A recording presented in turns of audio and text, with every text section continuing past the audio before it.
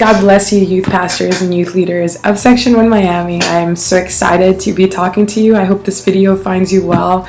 So first off, I want to start off giving you some words of encouragement with Ezekiel chapter 22. And in Ezekiel chapter 22, verse 30, we see God speaking, and he says, "I looked for someone among them who would build up the wall and stand before me in the gap on behalf of the land, so I would not have to destroy it, but I found no one." So what do we get out of this? I believe that in this verse, God is teaching us that a true leader stands in the gap for the people. A leader is someone who represents God to the people and represents the people to God. So in a lot of ways, you and I, we're middle men and women. We're middle men and women between God and our youth ministry, and we are very important in the things that we do. So really quickly, 10 things that a leader that God looks for should have. And the first one is consecration. Consecration, set yourself apart and remain committed to your call. And I know this is hard sometimes to just keep that spiritual life going, but as a youth pastor, a youth leader, we need to set ourselves apart because God set us apart. You know, he does the choosing and we have to do the effort to be able to stay in his will. So keep yourself consecrated.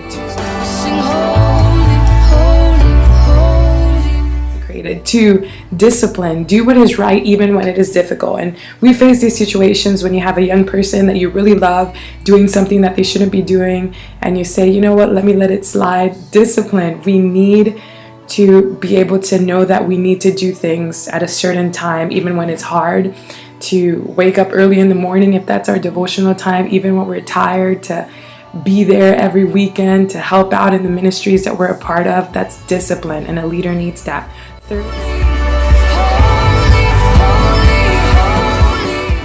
Third, servanthood. We are a model of a selfless life lived for the behalf of others.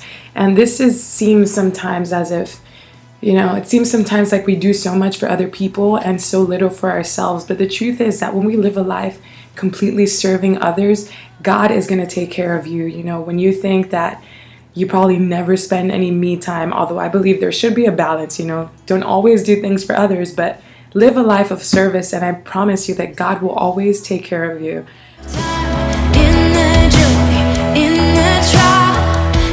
The fourth is vision. A leader needs to see what God sees and live off the power of potential. When you are looking at your youth ministry and you don't see growth and it looks difficult, you need to believe, close your eyes and see with the eyes of God the potential of where your ministry can go. And that's what's going to be the motor to help you to build up to what God has called you.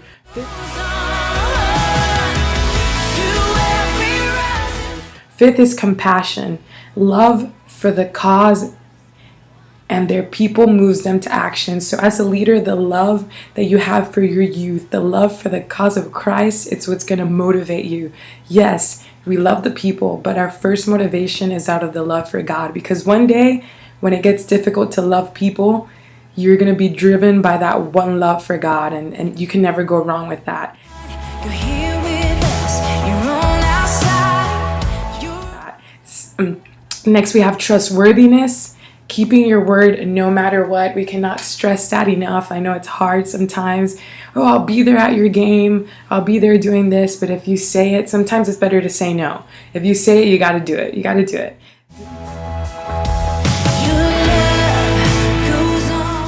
Decisiveness. You make good decisions in a timely manner. And this requires this amazing wisdom of God that is hard sometimes.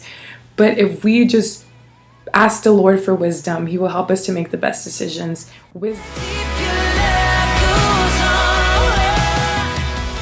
Wisdom. Speaking of wisdom, think like God thinks and avoid impetuous moves. It's hard to think the way the Lord thinks, but the only way that we can do that is by constantly seeking his directions. Before you make a move in ministry, in your life, ask for the wisdom of the Lord. The Bible says if anyone lacks wisdom, just ask.